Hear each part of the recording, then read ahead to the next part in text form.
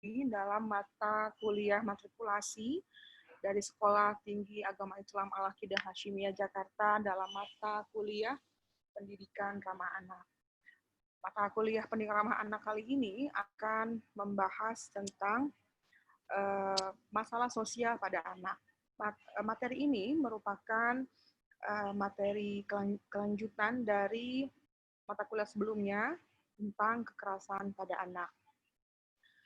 Mahasiswa Ibu yang budiman, dimanapun kalian berada, Ibu berharap kalian semua dalam keadaan sehat walafiat, sehingga kita dapat bersama-sama mengikuti perkuliahan ini dengan baik, tanpa halangan suatu apapun. Semoga kita semua mendapat perlindungan dari Allah Subhanahu wa Ta'ala dan kuat menghadapi aktivitas kita sehari-hari di tengah pandemi yang masih terus berlangsung. Anak-anakku sekalian, mahasiswa Ibu yang soleh dan solehah, mari kita bersama-sama membuka perkuliahan ini dengan membaca basmalah. Bismillahirrahmanirrahim. Kita mulai materinya dengan Ibu share materi PowerPoint-nya ya, sebentar. Baik. Oke.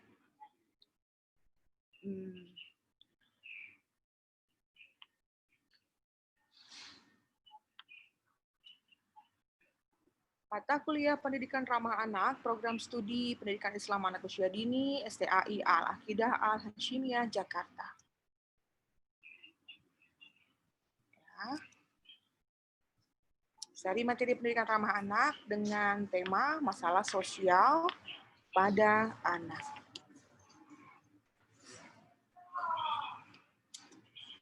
Bersama saya, RR Femi Kesumadewi, MPD. Baik, kita mulai. Anak-anakku sekalian, pengertian anak rawan. Sebelum kita masuk pada masalah sosial pada anak yang selengkapnya, kita harus lebih dulu mengetahui apa itu pengertian dari anak rawan. Oke. Ya, anak rawan pada dasarnya adalah istilah untuk menggambarkan kelompok anak-anak yang karena situasi, kondisi, dan tekanan-tekanan kultur maupun struktur menyebabkan mereka belum atau tidak terpenuhi hak-haknya. Dan acap kali malah dilanggar hak-hak anak tersebut. Kemudian kategori anak rawan itu terdiri dari yang pertama child abuse, yang kedua ada pekerja anak, yang ketiga ada anak jalanan, lalu ada anak-anak yang dilacurkan, kemudian ada anak terlantar, kemudian anak perempuan korban pelecehan dan kekerasan seksual, lalu ada anak korban pedofilia, perdagangan dan penculikan anak, ya, ada juga pengungsian anak. Dan yang terakhir ada anak putus sekolah dan siswa rawan drop out. Ini yang termasuk dalam kategori anak rawan. Kita akan bahas satu persatu kategori anak rawan tersebut. Yang pertama kita bahas apa itu child abuse. Oke. Ya, secara teoritis child abuse itu dapat didefinisikan sebagai pelukaan, ya, pelukaan fisik, mental atau seksual. Nah, secara garis besar ada 4 bentuk child abuse. Yang pertama, kekerasan fisik. Sudah barang tentu kekerasan fisik itu merupakan pelukaan yang terjadi pada fisik, ya, dari benda tajam, benda tumpul, atau pelukaan-pelukaan fisik yang sebenarnya tidak disengaja, tapi menimbulkan efek fisiknya itu terluka. Bisa memar, bisa tergores, ya, bisa mungkin luka bakar, ya, dan lain sebagainya. Itu kekerasan fisik. Kemudian yang kedua, kekerasan psikis. Ini juga termasuk dalam bentuk child abuse. Kekerasan fisik ini lebih pada kekerasan verbal, ya. Artinya membentak, memaki, membanding-bandingkan anak dengan teman atau saudara lainnya, kemudian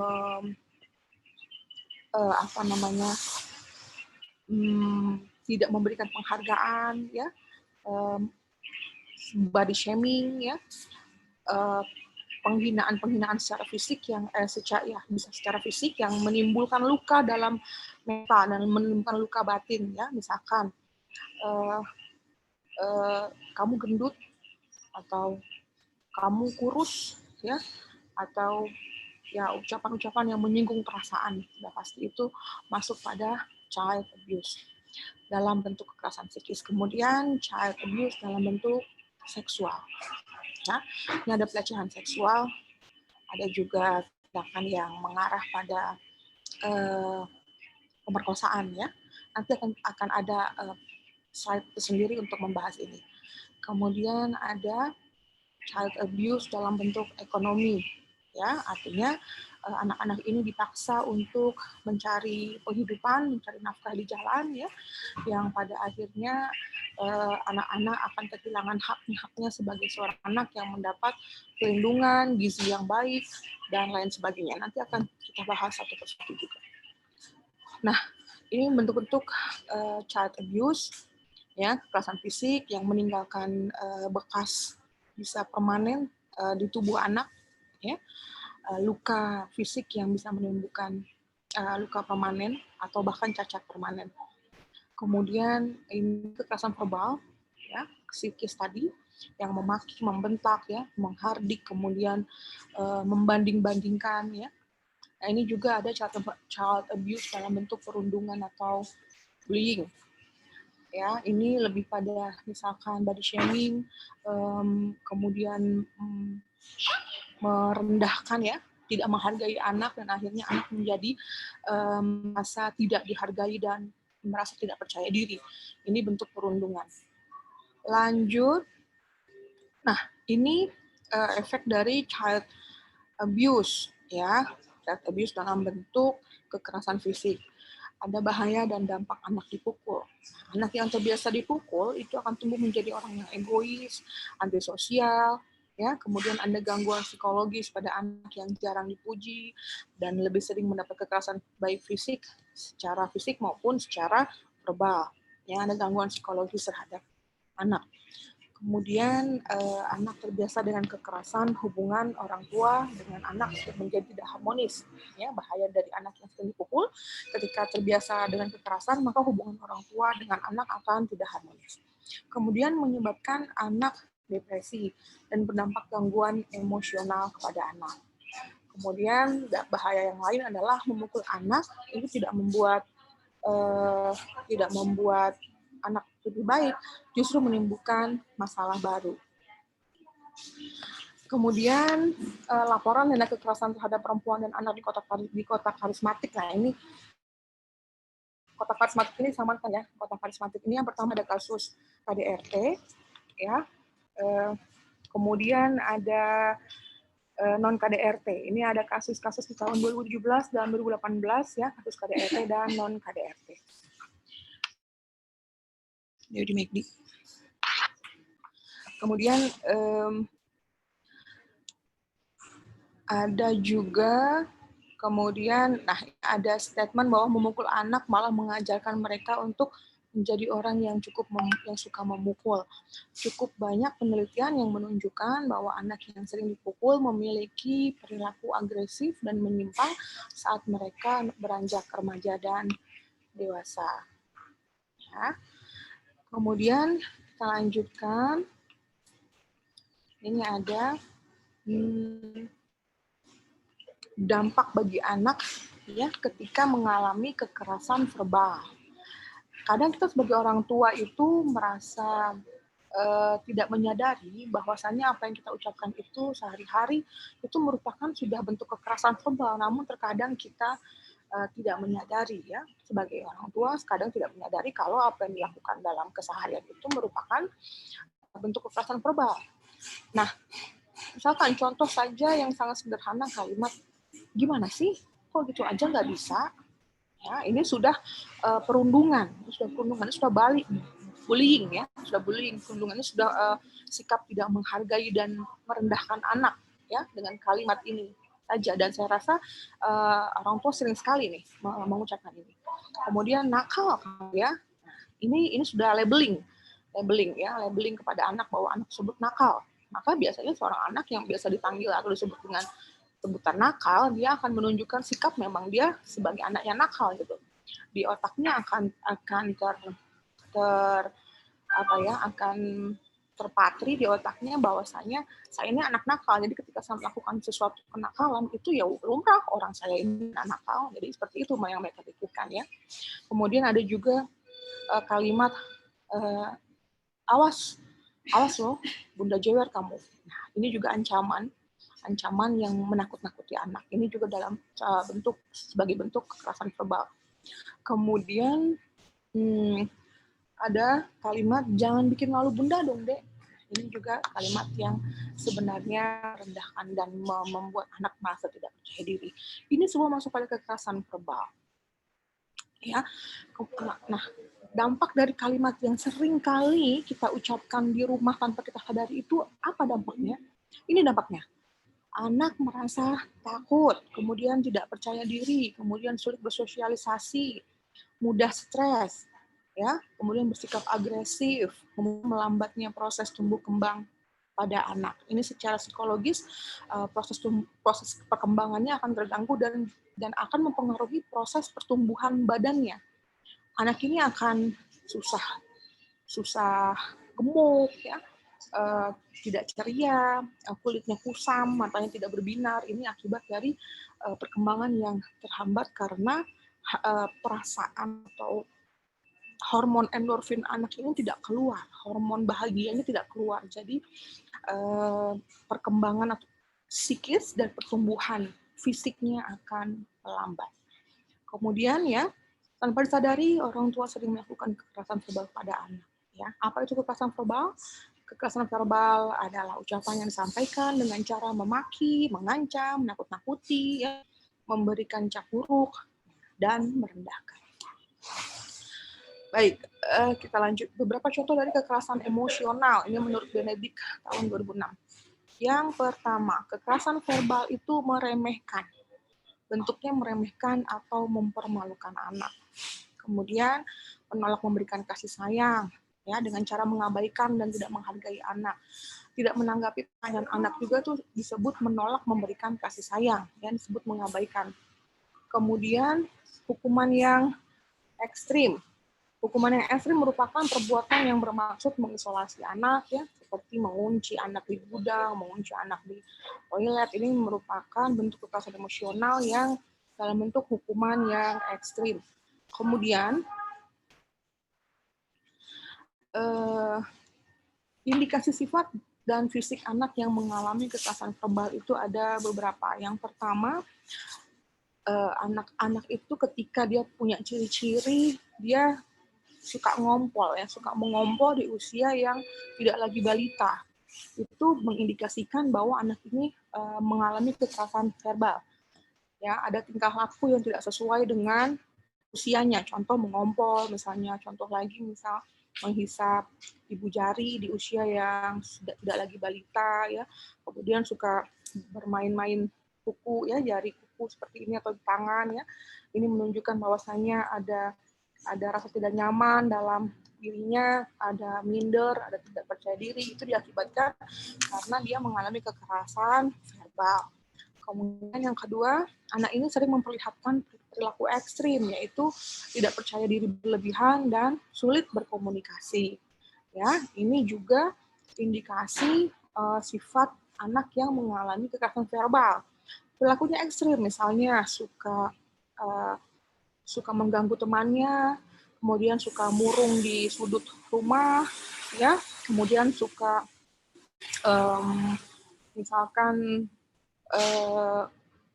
bukan hanya mengganggu teman, tapi mungkin memukul teman, ya, menggigit teman dan sebagainya. Ini mengindikasikan bahwa anak ini mengalami kekerasan verbal dalam rumahnya. Kemudian kita lanjut. Nah, ada juga seorang anak, bahkan orang yang sudah dewasa itu ada pernah sering menunjukkan rasa iri dan cemburu. Nah, mungkin saja orang tersebut atau anak tersebut itu sering mengalami atau dulu itu orang tuanya sering membandingkan dirinya dengan orang lain. Nah, maka ketika beranjak tumbuh terus remaja dan menjadi besar, orang ini sering menunjukkan rasa iri dan cemburu yang berlebihan ya, karena dulu orang tuanya sering membandingkan dirinya dengan orang lain. Oke, kita lanjutkan.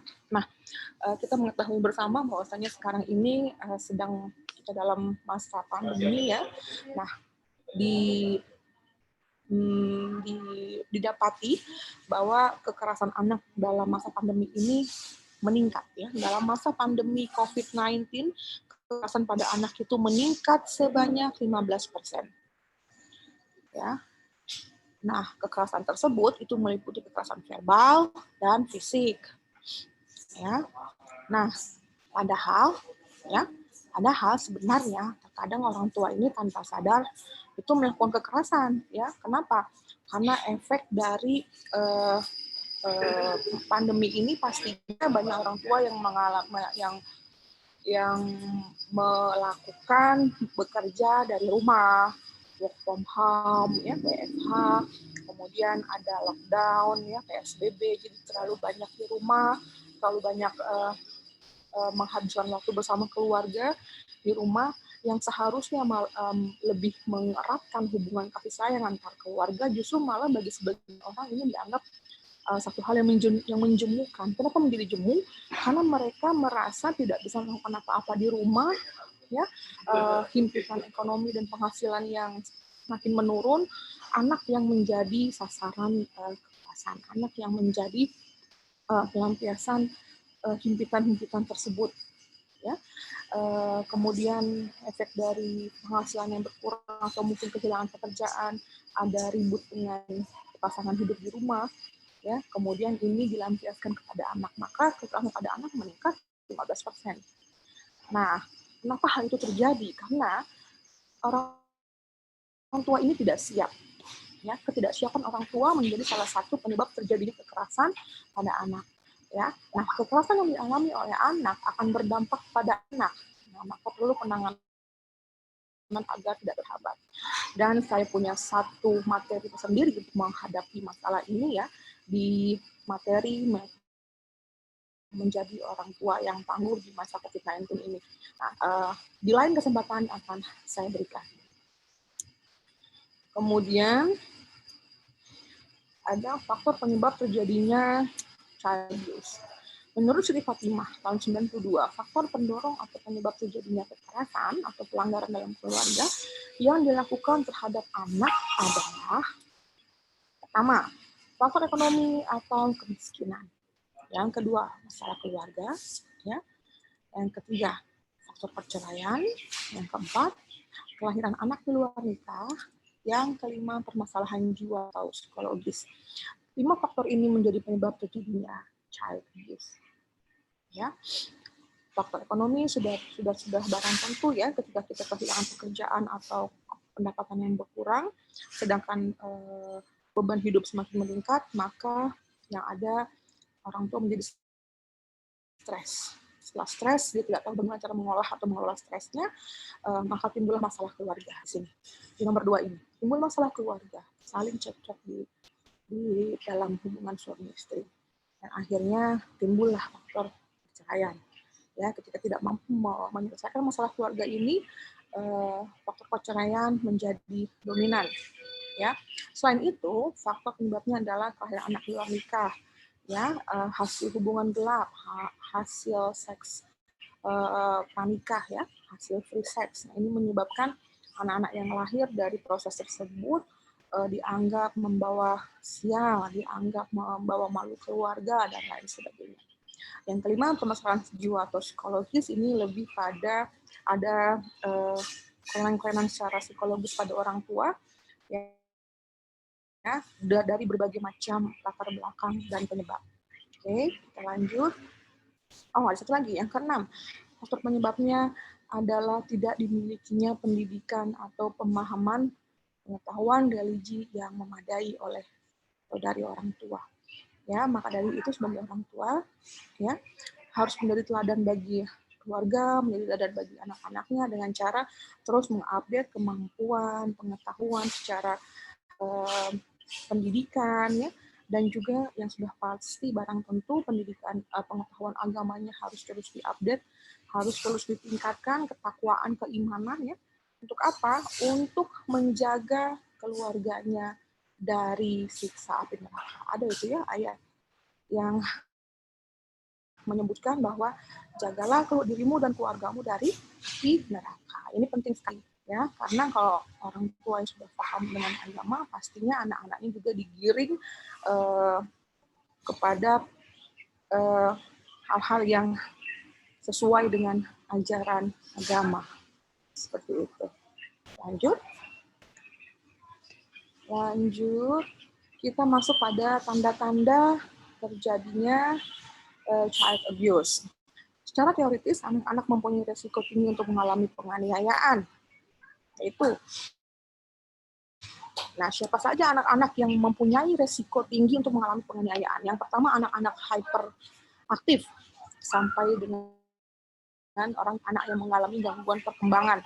Anak yang hiperaktif dianggap menyebalkan, dianggap tidak bisa diatur, maka cara mengaturnya hanya dengan mencubit, hanya dengan memukul supaya dia bisa diam. Itu menurut pandangan orang tua yang selama ini keliru. Kemudian anak-anak yang tidak dikehendaki, seperti tadi, anak-anak yang lahir di luar nikah, ya, anak-anak yang hasil perkosaan. Nah, ini rentan sekali mengalami penganiayaan. Ya, kenapa? Karena dianggap membawa sial, dianggap memalukan, ya. Kemudian ada anak-anak yang lahir muda prematur, ya, dianggap menyusahkan orang tua, menjadi beban orang tua. Maka anak yang seperti ini justru malah banyak mengalami penganiayaan. Kemudian anak yang menderita penyakit kronis atau lama masuk rumah sakit ini juga sama, dianggapnya sebagai anak yang membawa beban orang tua, ya, anak bawa sial gitu. Sering orang atau adat budaya kita di daerah tuh ada yang menganggap anak yang lahir cacat atau anak yang punya penyakit bawaan itu dianggapnya anak yang membawa sial dan seringkali memalukan. Justru malah anak seperti ini sering mengalami penganiayaan. Ya, yang seharusnya dia mengalami kasih sayang yang lebih, justru malah mengalami penganiayaan. Kemudian ada retardasi mental. Nah, anak-anak yang lahir dengan cacat kelainan mental, ya, seperti debil atau autis, ya, dan lain sebagainya, biasanya justru malah anak ini sering mendapatkan penganiayaan. Kemudian anak lahir cacat, sudah saya jelaskan tadi, ya, dianggap membawa sial dan menjadi beban keluarga, ya, justru malah mengalami penganiayaan. Kemudian anak dengan gangguan tingkah laku atau kenakalan, ini juga banyak mengalami penganiayaan dengan cara untuk bisa bikin dia diam, itu banyak malah dipukul atau dilakukan kekerasan fisik terhadapnya. Kemudian yang terakhir, anak-anak yang diasuh oleh keluarga yang bermasalah, ya, orang tuanya bermasalah, orang tuanya banyak cekcok, orang tuanya secara ekonominya tidak baik, ya. Ini anak banyak mengalami dianiaya, banyak mengalami penganiayaan. Kemudian dampak tindak kekerasan terhadap anak. Yang pertama, kurangnya motivasi atau harga diri pada anak, ya. Kemudian adanya problem kesehatan mental, misalnya kecemasan berlebihan, problem dalam makan, ya. Anak ini susah tidur, ya. Kemudian anak ini akan mengalami sakit yang serius dan luka parah, ya, bahkan sampai cacat permanen.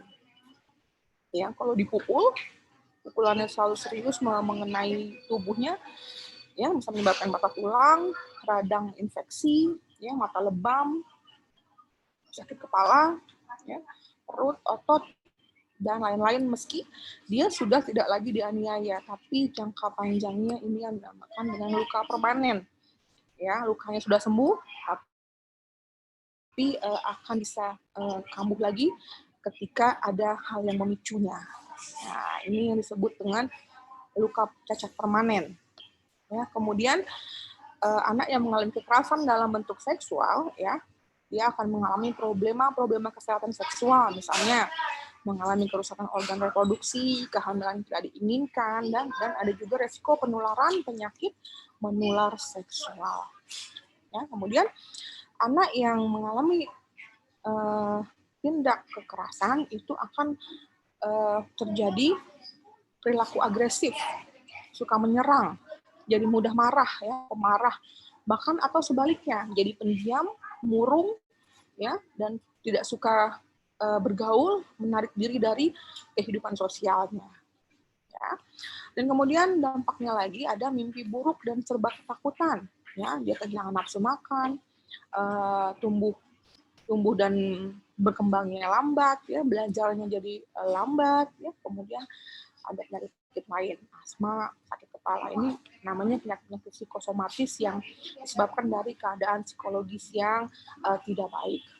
Kemudian yang paling menakutkan dan yang paling fatal adalah ketika anak mengalami kekerasan secara fisik, anak ini akan mengalami kematian.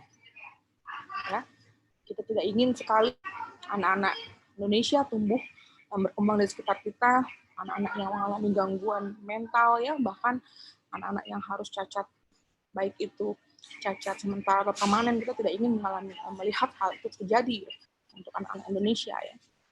Yang paling fatal, kematian. Kita tidak ingin kehilangan orang yang kita cintai, ya, dengan cara-cara mengenaskan seperti ini. Oke, mahasiswa ibu yang budiman dimanapun kalian berada, jangan dulu kemana-mana, kita masih punya materi selanjutnya. Tetap di sini, ya, stay tune. Nah, kita masuk pada anak rawan yang selanjutnya, yaitu pekerja anak. Di sini ada gambar, ada foto anak yang bekerja di sektor industri dan anak yang bekerja di sektor pertambangan. Ya, kita tahu dulu apa itu pengertian anak bekerja atau pengertian pekerja anak, yaitu anak-anak yang melakukan pekerjaan secara rutin untuk orang tuanya, atau untuk orang lain, atau untuk dirinya sendiri yang membutuhkan sejumlah besar waktu dengan menerima imbalan atau tidak.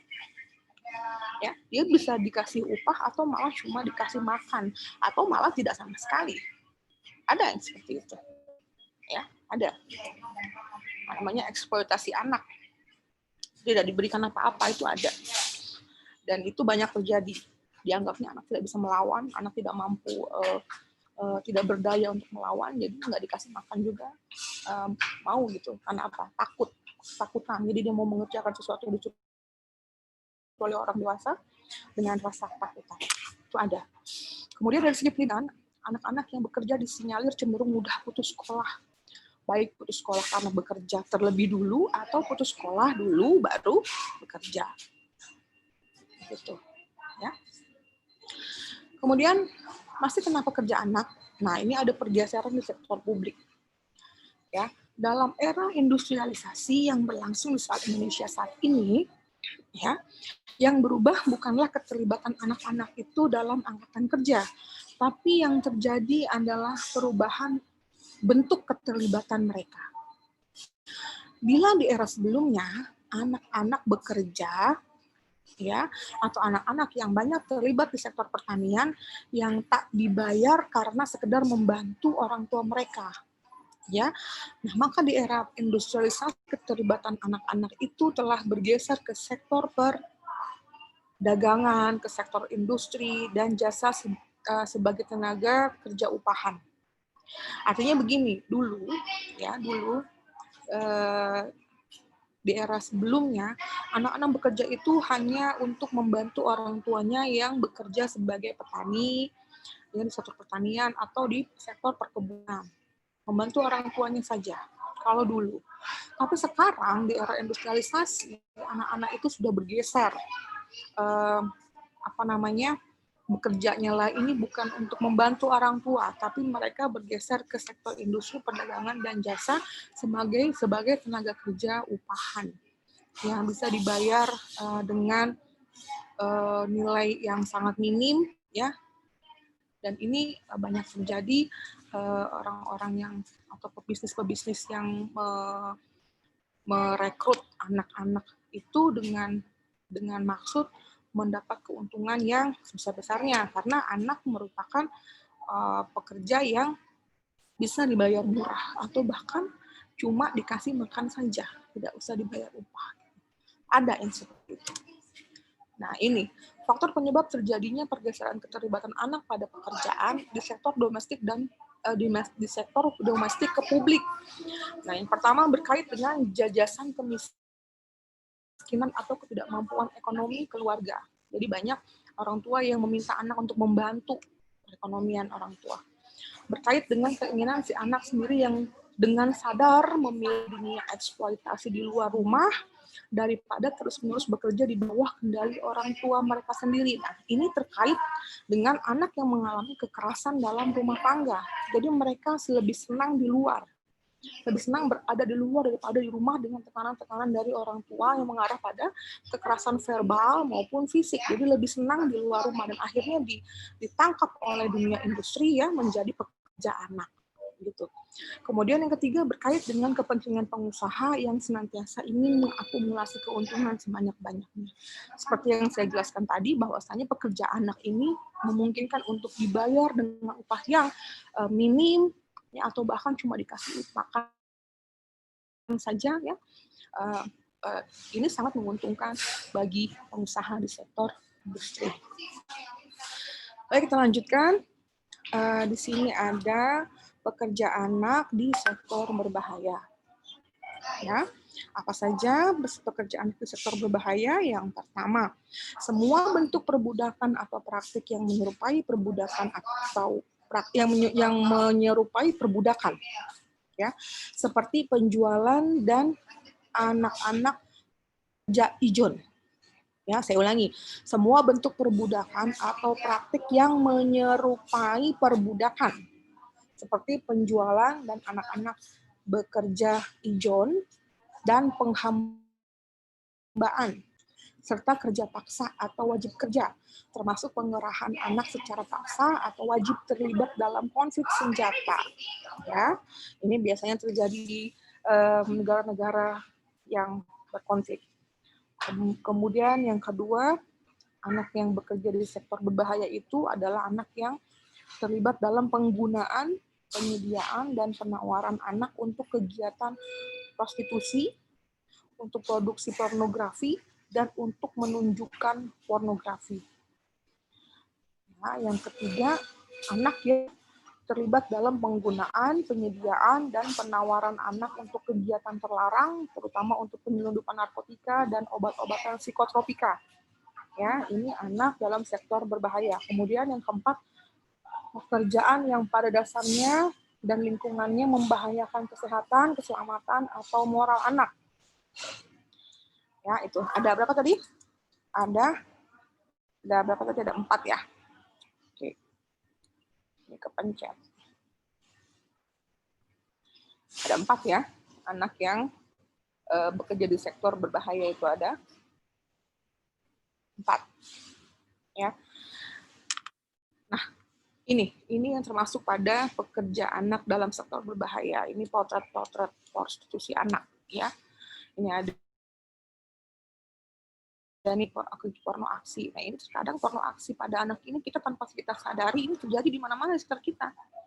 Terus jauh-jauh kita melihat anak-anak yang melakukan seperti ini di pinggir jalan. Ada juga melalui TikTok, aplikasi TikTok ya, media sosial lainnya, di live Instagram, di live Facebook, itu banyak sekali itu anak-anak yang terlibat pada porno aksi anak yang akhirnya ditangkap oleh orang-orang yang tidak bertanggung jawab, dijadikan prostitusi anak secara online misalnya ya.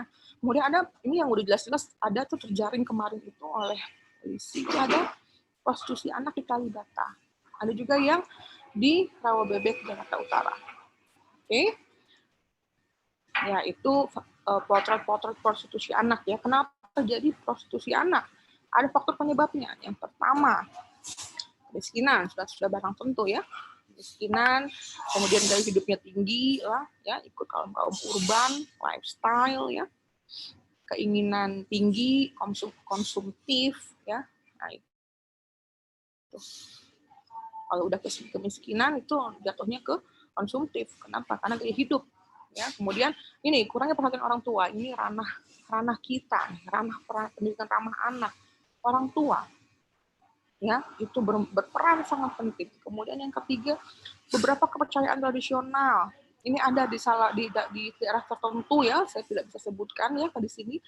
Ada beberapa kepercayaan yang misalkan kalau anaknya itu sudah beranjak remaja, itu kalau kalau apa kalau tidak ada yang melirik itu katanya itu tidak baik gitu ya. Ada kepercayaan tradisional yang apa namanya malah justru ketika punya anak gadis itu justru harus diperkenalkan ke orang banyak gitu. Itu ada seperti itu kira-kira ya. Harus bahkan ada kepercayaan ini tradisi mana, mungkin tradisi barat ya atau mana itu ya. Mungkin bukan Indonesia ya. Kalau anak itu kalau umurnya sudah masuk ke sekolah high school, mungkin kalau masih perawan itu orang tuanya anggap anaknya tidak laku gitu. Itu ada itu ya. Tapi mungkin tidak di Indonesia. Kemudian kehidupan urban yang konsumtif. Nih, tadi ini jatuhnya juga dari kemiskinan, gaya hidup yang menginginkan kehidupan urban yang konsumtif. Ini menyebabkan banyak orang-orang gelap mata ya, termasuk anak-anak.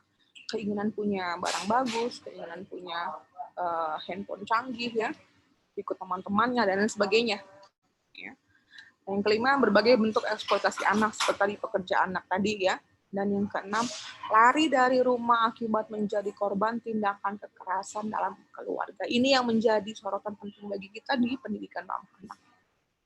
Ya, jangan sampai rumah ini menjadi tempat yang tidak nyaman buat anak sehingga dia lari dan menjadi nyaman untuk melakukan penyimpangan karena di luar mendapatkan perhatian kasih sayang dari orang yang salah.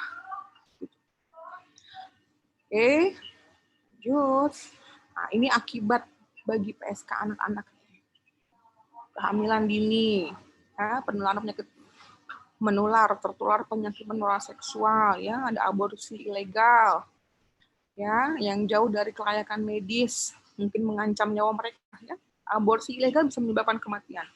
Kemudian ada beban psikologis. Nah, anak ini nanti kalau sudah dewasa, ya, sudah mengerti tentang artinya kehidupan, dia akan menjadi beban psikologisnya tuh.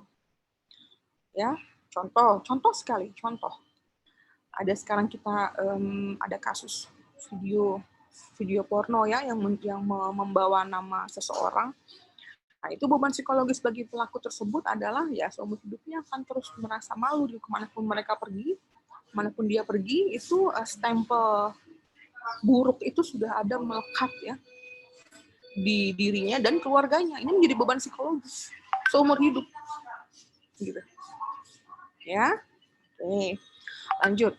Nah, ini juga akibatnya bagi PSK anak-anak itu mengandung berbagai tindak seksual mulai dari rayuan terselubung, penyekapan, penganiayaan, ya bisa jadi juga pembunuhan ya, dan akan bisa juga mengalami pembunuhan yang menyebabkan kematian. Ini luar biasa dampaknya ya, akibatnya.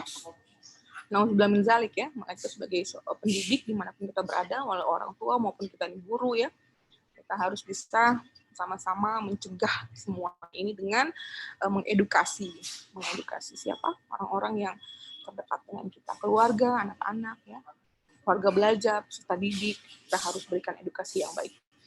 Nah, ini potret-potret ya PSK anak ya. Ada yang masih SD, ada yang SMP, SMA ya. Nah, ini. Jangan salah ya. Sekarang ini PSK anak itu udah dari kelas 5 6 SD itu sudah. Ya, kenapa? Karena mereka ini ya kadang ada yang memang tinggalnya pun di lokalisasi. Ya, mereka melihat setiap hari tontonan orang tuanya ya yang mengajarkan demikian, itu ada. Nah, ini kita akan kaji lebih dalam lagi nanti, mungkin kalau secara slide ya. Kita bisa melakukan berbagai penelitian di sini nanti. Oke, lanjut kita masuk ke anak rawan selanjutnya, yaitu anak jalanan. Nah, ini pengertian anak jalanan adalah anak yang tersisih, marginal, dan teralienasi dari perlakuan kasih sayang karena kebanyakan dalam usia yang masih dini harus berhadapan dengan lingkungan kota yang keras dan bahkan sangat tidak bersahabat. Ya, ini anak jalanan pengertiannya. Faktor penyebabnya kemiskinan. Pasti nomor satu kemiskinan. Ya. Kedua, ketidakharmonisan rumah tangga. Nah, ini yang harus kita counter di sini untuk ranah pendidikan ramah anaknya ya. Kemudian masalah khusus menyangkut hubungan anak dan orang tua, ini juga ranah kita. Ya, yang keempat, pengaruh teman dan kerabat. Oke. Lanjut. Nah, ini anak jalanan nih profilnya, potretnya ya. Kita sering sekali menemukan anak-anak seperti ini di jalanan ya. Nah, saya sempat mengajar mereka ini dalam kurun waktu tahun-tahun bahkan sampai sekarang ya. Saya sempat membimbing mereka ini sampai mereka masuk sekolah non formal nih. Saya pernah ya. Dan mungkin kalian juga sedikit demi sedikit harus juga merasa peduli dengan mereka ya, dengan menciptakan rumah-rumah singgah ya, sudut-sudut belajar ya, kalian ciptakan sudut-sudut belajar buat mereka dimanapun bisa ya. Nah, mudah-mudahan nanti ada cara bagaimana kita bisa terlibat aktif dalam mendidik mereka ya. Oke, kita lanjut. Anak terlantar, bedanya apa sih Bu? Anak terlantar dengan anak jalanan? Ada bedanya. Ini bedanya. Anak terlantar itu adalah anak yang karena suatu sebab tidak dapat terpenuhi kebutuhan dasarnya dengan wajar, baik secara rohani, jasmani, maupun sosial. Ya, kalau anak terlantar itu kalau anak jalanan itu mereka punya rumah, itu mereka punya orang tua yang sebenarnya memberikan kehidupan walaupun minim dan terkesan orang tuanya masa bodoh ya, tapi mereka punya tempat untuk pulang sebenarnya. Tapi kalau anak telantar ini, ya, mereka tuh dibuang, kemudian diasingkan, ya bahkan ada kita menemukan misalnya anak-anak yang dibuang ke selokan ya waktu bayinya ya, ada bayi dibuang di selokan, ada bayi ditaruh di depan rumah, di depan toko ya, itu anak telantar gitu. Dia tidak tahu kemana dia pulang, tidak ada yang tidak punya wali ya, itu anak telantar gitu. Ini juga kalau oleh negara dipelihara di Kementerian Sosial ya. Sebenarnya ada anak terlantar itu dipelihara oleh negara. Itu ada di dalam Undang-Undang Dasar 45. Ya. Oke, kita lanjut. Anak perempuan korban pelecehan dan kekerasan seksual. Ini juga masuk pada anak rawan. Ya, definisinya apa? Pelecehan seksual adalah pemberian perhatian seksual baik secara lisan maupun fisik terhadap diri perempuan, di mana hal itu di luar keinginan perempuan yang bersangkutan, namun harus diterima sebagai suatu kewajaran. Artinya, di masyarakat sekarang ketika kita atau anak perempuan yang mengalami pelecehan, misalkan anak perempuan itu marah atau menangis, gitu ya, habis disentuh, disenggol, anak itu nangis. Nah, padahal nangisnya kenapa? Karena dia tidak suka disenggol, tidak suka disentuh. Dan dia menangis. Nanti pelaku akan bilang, alah gitu aja marah, alah gitu aja nangis. Nah, itu udah termasuk pelecehan seksual. Dia tidak mau disenggol, dia nggak mau dicolek, dia tidak mau dipegang-pegang ya, misalnya gitu. Tapi menurut pelaku itu merupakan yang wajar. Gitu aja kok marah. Tapi yang dipegang tidak suka, yang dipegang tidak menerima itu sebagai suatu hal yang wajar. Nah, ini disebut sebagai pelecehan seksual. Ya, kalau yang dipegang atau disentuh itu mau, itu bukan pelecehan. Ya, ini yang di luar keinginan yang bersangkutan, namun diterima sebagai kewajaran, maka disebut pelecehan seksual. Ya, nah ini anak-anak korban kekerasan, ya, dan pelecehan seksual. Oke.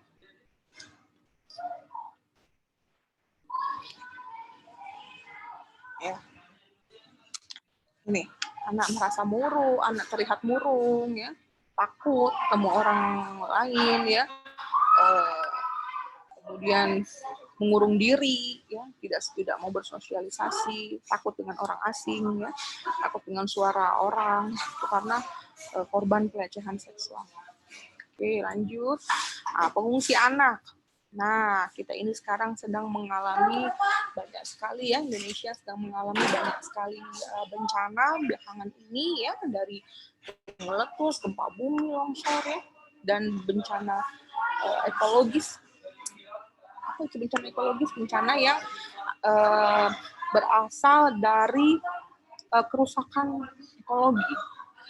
Ya, seperti di Kalsel itu bencana ekologis. Ya, karena hutannya sudah habis di Kalimantan, akhirnya satu provinsi kena banjir. Ya, itu bencana ekologis. Kemudian ada bencana alam, ya, gunung meletus, gempa bumi, ya, dan bencana di luar alam, bencana dalam bentuk penyakit. COVID-19 belum selesai sampai dengan saat ini. Nah, tapi ada dampak dari bencana itu menimbulkan banyak sekali orang yang mengungsi karena rumahnya sudah rata dengan tanah atau rumahnya sudah tidak layak dihuni lagi terdampak bencana. Maka banyak menimbulkan pengungsi-pengungsi di tempat-tempat yang sudah ditentukan sebagai tempat pengungsian. Nah, di tempat itu sudah barang tentu banyak terdapat anak-anak. Ya, internally displaced persons, yaitu para pengungsi akibat kerusuhan, warga negara yang terpaksa lari atau meninggalkan tempat asalnya akibat atau untuk menghindari konflik dan kekerasan, pelanggaran hak asasi manusia, bencana buatan manusia atau alam, ya, tetapi masih dalam batas wilayah suatu negara. Artinya pengungsinya masih di negara yang bersangkutan, tidak keluar dari negara tersebut, disebut pengungsi, ya. Nah, untuk khusus bagi anak-anak itu kita membutuhkan trauma healing. Ya, trauma healingnya ini dilakukan oleh sebagian orang yang memahami bahwa anak itu harus mengalami diberikan pemulihan ya secara mental dari bencana, karena kebanyakan mereka korban bencana ini, anak-anak ini mungkin saja kehilangan orang tuanya, ya, kehilangan saudaranya, bahkan kehilangan anggota tubuh ya karena terkena bencana tersebut, ya, tertimpa rumahnya, tertimpa batang kayu dan sebagainya yang menyebabkan kerusakan fisik ya, cacat permanen ini ada. Ya, maka anak-anak perlu mendapatkan pemulihan secara mental, ini namanya trauma healing. Ya, mereka trauma. Bisa jadi anak ini ketika dapat bencana gunung meletus, dia trauma dengan suara yang besar, ya. Gempa, dia trauma dengan goyang-goyang, ya. Goyang sedikit, dikira gempa, gitu kan. Trauma, dia akan mudah teriak, ya, dan lain sebagainya. Dengar suara pintu terbanting, dia akan teriak ya, atau menangis ya, karena trauma dengan bencana yang mereka alami. Oke, ini lanjut. Yang terakhir itu adalah anak rawan dari putus sekolah dan siswa drop out.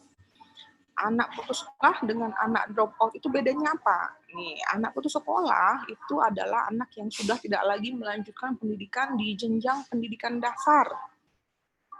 Artinya, lulus SD tidak melanjutkan ke SMP, lulus SMP nggak lagi lanjut ke SMA, putus sekolahnya, putus jenjang, ya.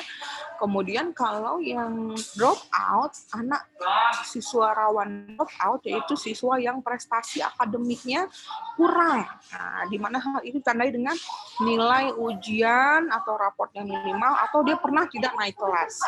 Ini di tengah jalan ketika dia ini sekolah, dia merasa tidak mampu mengikuti pelajaran, ya, merasa tidak bisa mengikuti mata pelajaran yang dia tidak suka, dia tidak suka dengan gurunya, tidak suka dengan mata pelajarannya, ya, atau terpengaruh dengan teman-teman yang bermain di luar sekolahnya, ya. Jadi menimbulkan nilainya turun dan akhirnya dia harus drop out. Nah, itu bedanya ya, putus sekolah dengan siswa drop out. Oke, anak-anak yang seperti ini itu rawan anak. Ini mudah sekali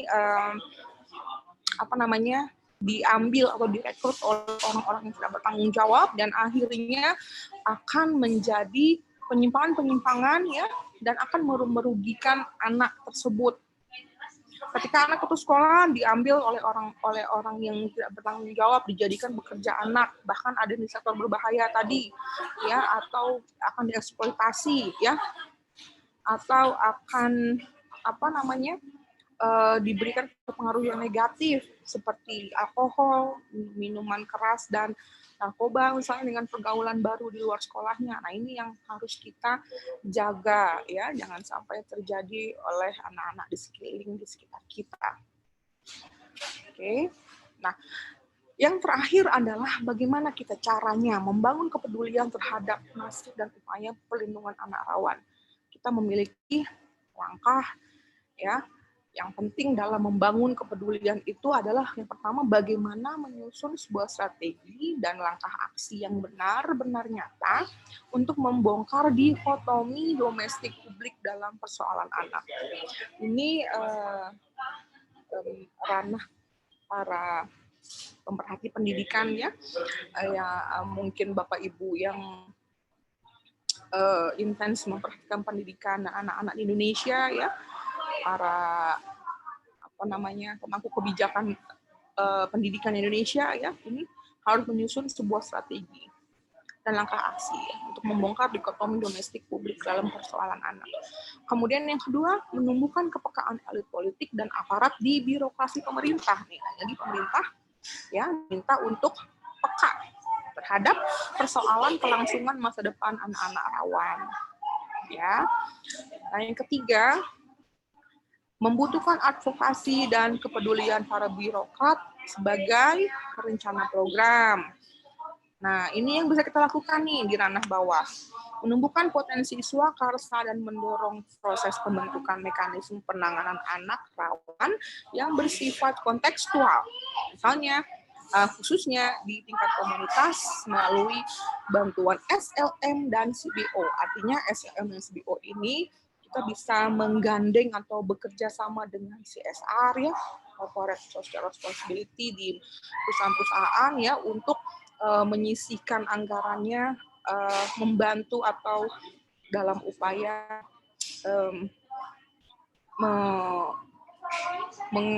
mengeluarkan anak-anak dari permasalahan-permasalahan sosial tersebut ya. Artinya dengan dana CSR ini kita bisa membantu mereka dalam proses anak-anak putus sekolah misalnya tadi ya, dibantu bagaimana supaya sekolahnya tetap bisa lanjut misalkan, atau bagaimana yang anak drop out tadi diberikan life skill ya, pelatihan yang sifatnya keterampilan kerja ya. Jadi ketika mereka keluar dari sekolah formalnya tidak melampiaskan kegiatannya pada kegiatan yang negatif, tapi kegiatan yang juga bisa mendukung kehidupannya di kemudian hari dengan mengikuti pelatihan-pelatihan dan keterampilan kerja yang diminati, yang disukai oleh anak-anak tersebut. Kenapa? Karena tidak boleh dipaksakan. Minat dan bakat dari anak itu tidak boleh dipaksakan. Jadi harus sesuai dengan karakternya sendiri, harus sesuai dengan keinginannya sendiri, mau di bidang apa, atau mengikuti pelatihan di bidang apa sesuai dengan minat bakatnya. Oke, slide terakhir dari saya. Ya. Ini statement dari saya. Mahasiswa Ibu yang soleh dan solehah, Ibu ingin memberikan satu advice ya, nasihat bahwasanya tugas utama bagi orang tua itu bukanlah memastikan anak-anak mereka menjadi orang yang baik, tapi memastikan anak-anak mereka itu memiliki orang tua yang baik. Nah, tugas kita adalah mengupgrade diri kita sendiri, mengupdate kemampuan dan potensi diri kita sendiri untuk senantiasa menjadi orang tua yang baik untuk anak-anak kita. Supaya apa? Supaya mereka juga menjadi baik dengan keteladanan yang kita berikan. anak-anak ibu, mahasiswa ibu yang soleh dan soleha, ya. Demikian tadi telah kita simak dan saksikan bersama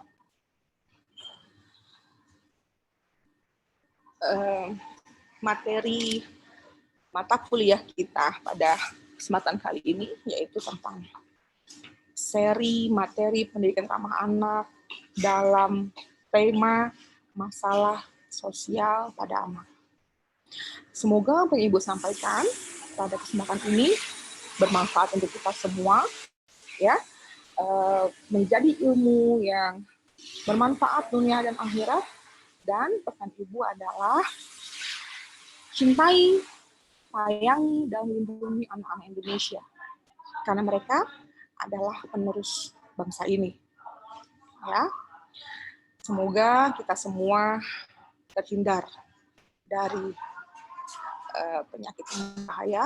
Semoga kita senantiasa mendapat perlindungan dari Allah Subhanahu wa taala, ya.